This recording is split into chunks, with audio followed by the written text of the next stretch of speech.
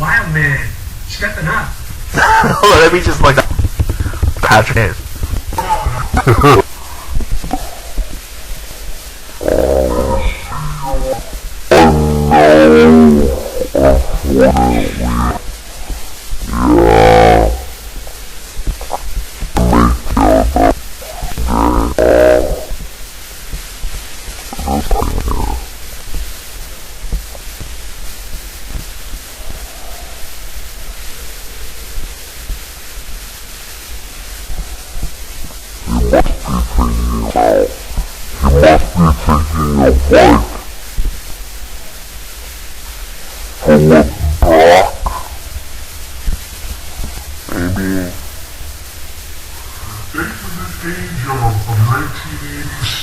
That would be the film.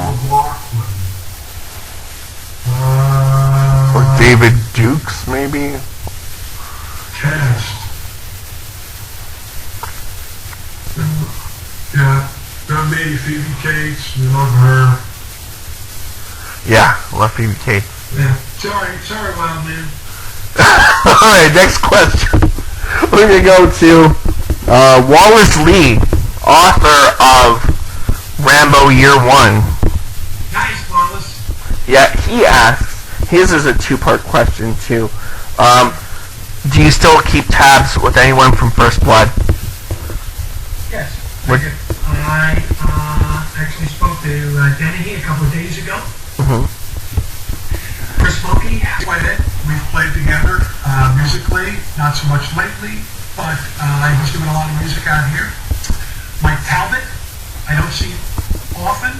We speak once in a while. He is now in Santa Fe, New Mexico. Oh, he's out there with David Morales out there too, I think.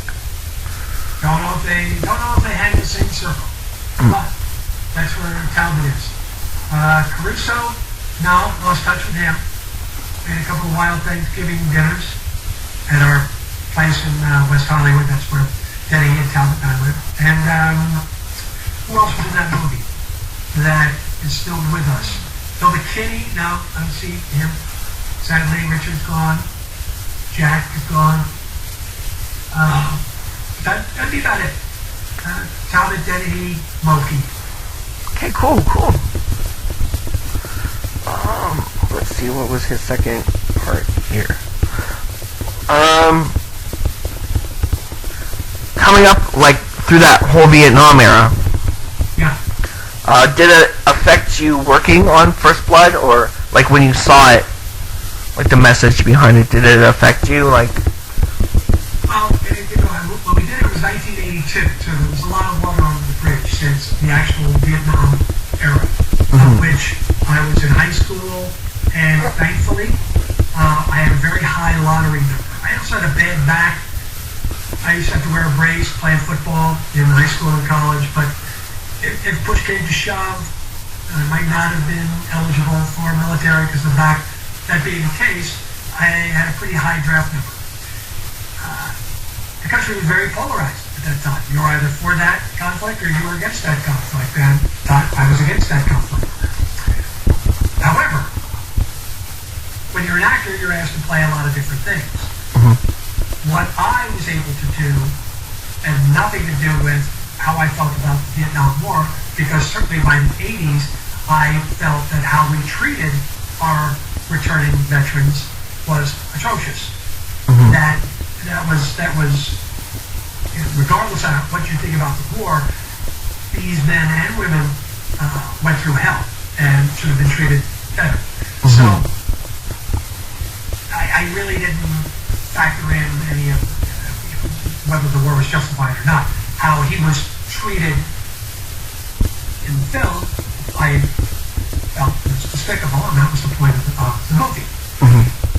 However, what First Blood allowed me to do was live out my dream as a little kid, where I could actually be a soldier and I could actually fire real guns. They were blanks, but real guns, and dress up in a uniform and pretend like instead of blowing up Rambo, I was blowing up the Nazis. Because when I was a kid, that's how we played war.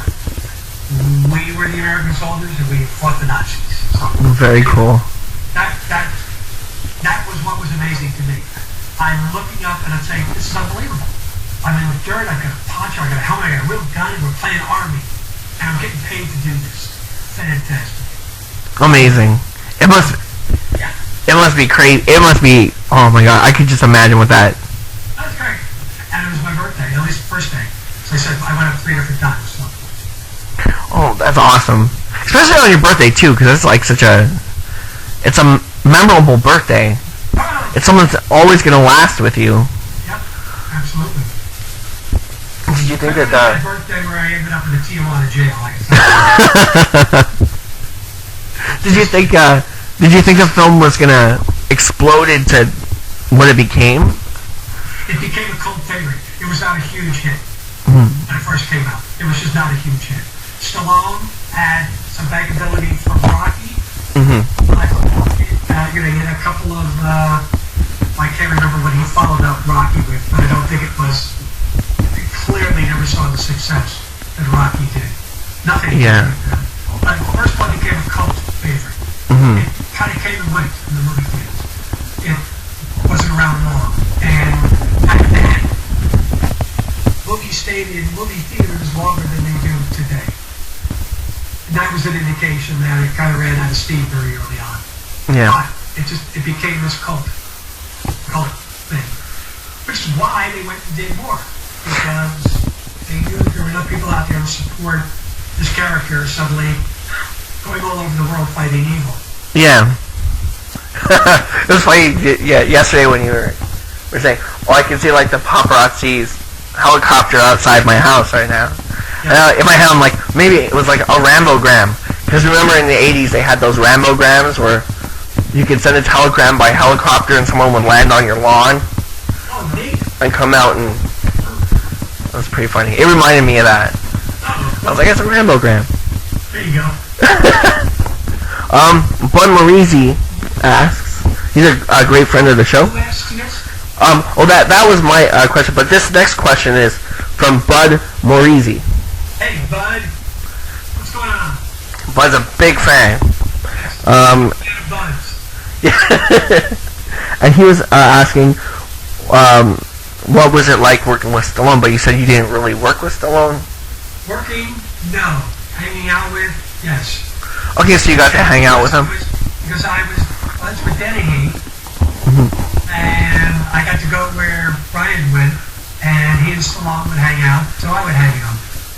And it was interesting. He was a big deal. He was a big deal. Gracious enough with all of us, but don't forget, he was a big deal. He was a big movie star. Yeah. It was, yeah, I mean, he was certainly kind enough to me. I, for a while, was a member of a country club out here called Mountain Gate Country Club. And Stallone joined it. I would see him playing, he'd play with one guy, one guy only. He'd be out there, and he loved golf. One day, I'm in the parking lot. I'm heading my car, and he's in his car, putting his clubs in his car. I went, hey, Sly, Pat Stagg. Oh, hey, how you doing? Hey, how you doing? Good. Lieutenant Clint Morgan, first one. Oh, that's great. Oh, that's great. That was a good movie, wasn't it? That's my Stallone. Anyway, he asked what I'm doing now, and I said, well, producing films. Oh, those are good ideas. And I ran into him once with Dennehy. Brian had done a film for HBO, and this is the ultimate name dropping that I can do. But this was a classic moment for me in terms of name dropping. Brian gets these tickets to go to the Mike Tyson, James Bone Crusher Smith fight. Actually, the first time anybody went 12 rounds with Tyson.